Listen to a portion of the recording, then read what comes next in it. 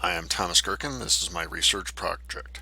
The research project I chose was the effectiveness of technology use in the education of special needs population. In the United States, there's this growing disparity between educational skill level and the financial gains that can happen from it. And education seems to be this great barrier breaker. Well, for financially challenged inner city schools, sometimes the only way they can get to college is with good grades or possibly on a financial aid basis. This challenge with inner city students, it increases each generation as more and more of the adults are coming out of school with the inadequate skills to be really competitive in this global economy that we're moving into. And this is more so for the special needs students. The purpose of the study was to determine the effectiveness of use of technology in the special needs classrooms, specifically in the inner city schools. The school I work for, Scott High School in Toledo, Ohio, has approximately 20% of its population being special needs. The school serves a very large number of financially disadvantaged students from that area.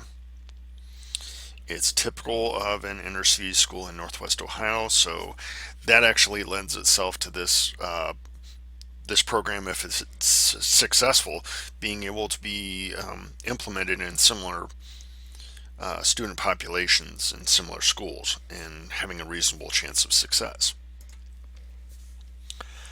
The research question, the level of benefit to the education of the special needs students by including iPads,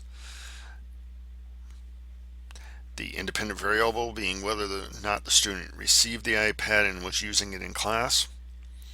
This was seen as being categorical, the dependent variables being grades. The hypothesis that I came up with was that the use of iPads by special needs population would increase their grades, and secondary benefit from this being when they feel more successful, they're more likely to want to attend school. The previous year's grades for midterm grades, quarter grades, and semester grades would be used as the baseline that the success would be judged from. What I have here is some background information that I found. Zorgan and Job did a wonderful paper in that spoke to this topic. The principle of technology is already diverse. In the already diverse classroom of regular education has been studied and shown to be successful. It has been said that technology can be the great equalizer in a classroom with diverse learners. So, whether you're looking at students with learning disabilities, with cognitive delays, and when I went further in my research, I found Volts, Sim, and Nelson from 2010, where they talked about it can help people that have a linguistically diverse background. You can use programs to take what the teacher is saying or writing on the board and translate it into your native tongue if you aren't the best English speaker. And sometimes I feel like I'm not the best English speaker. So the research findings, the use of iPads to reach the approximately 13% of special needs population. This is from a study with Volts, Sim, and Nelson from 2010. Can encourage and support independent functioning skills, self-help skills, and overall understanding of the environment, social skills, expressive communication, language skills, and sensory processing. Basically, it comes down to the fact that they used iPads with these kids. It showed an overall growth, it showed an overall success, and it allowed them to actually succeed not only in their special needs classroom but in the inclusion classroom in their study. Based on these findings, I wrote a grant. I put this grant proposal in with a company that was actually expressly looking to um, work with schools, work with companies that helped special needs to give technology to them. And unfortunately, my grant proposal at the time was rejected, but the agency did suggest that I resubmit it at a later time, and I'm currently waiting for that resubmission deadline to come up so I can throw it in there again. From the research from preparing the grant, the following benefits came up. Reduced repetitive and stereotypical behaviors. If you have one of those students that shouts out, this is found to help reduce that. Um, the teacher intervention that's needed for these students to understand and begin following the instructions was lowered. The productivity seen by these students increased, and students were present more of the time and enjoyed learning more, which ultimately that is the goal for all of our students, not just special needs students, but I guess especially more so for those special needs students. The challenges: budget. The school district is not willing to allocate funds if the grant was unsuccessful. Completely understandable in this time of very tightly held budgets. Technology support. When I first was getting this grant together, that was going to be an issue. This year, we have a in-house technology support and computer service person that's full-time at the school, so the technical support issue, which was previously a challenge, would not be as much of a challenge anymore.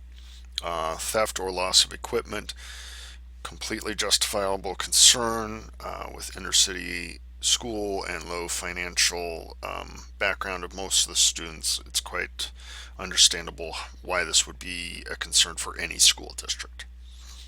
The last challenge would be professional development and training. Just having the time for the people that would be working with these students to learn the equipment and be able to fully utilize it for student benefit. The method and design that I chose, each group, the control and the experiment group, would have 30 students. The student sampling would try to reflect the percentage of males to females in the overall student population, as well as the special needs population as closely as possible. The control group in my experiment would not be using the iPads, while the experimental group would. The previous year's grades would be used as the baseline for this, and using similar classes for grade comparison. So a science class for a science class, an English class for an English class, things of that nature, so that we weren't comparing apples and oranges, but apples to apples. The students that once they were chosen, we were going to try to group them together using help from the guidance department, try to have those students in as many classes as they could together, so that the control group and the experiment group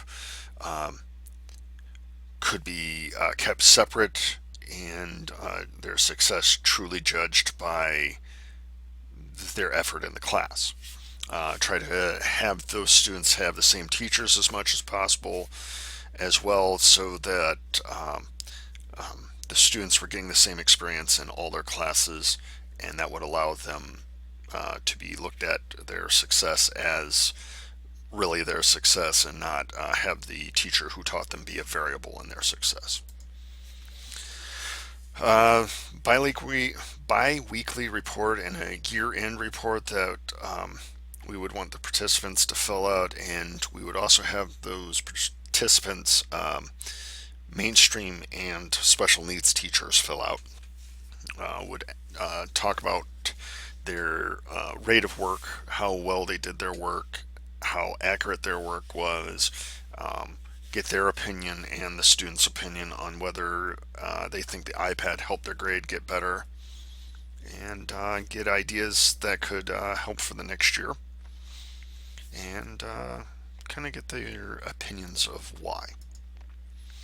The surveys would be used for both monitoring the group and individual attitudes during this experiment and to help judge their success. Each question, there would be 10 questions, would be graded on a 5 point scale, the 5 points being the best, the 1 point being the least, and they would be compared from beginning of the quarter to the end of the quarter, beginning of the semester to the end of the semester, and monitored like that.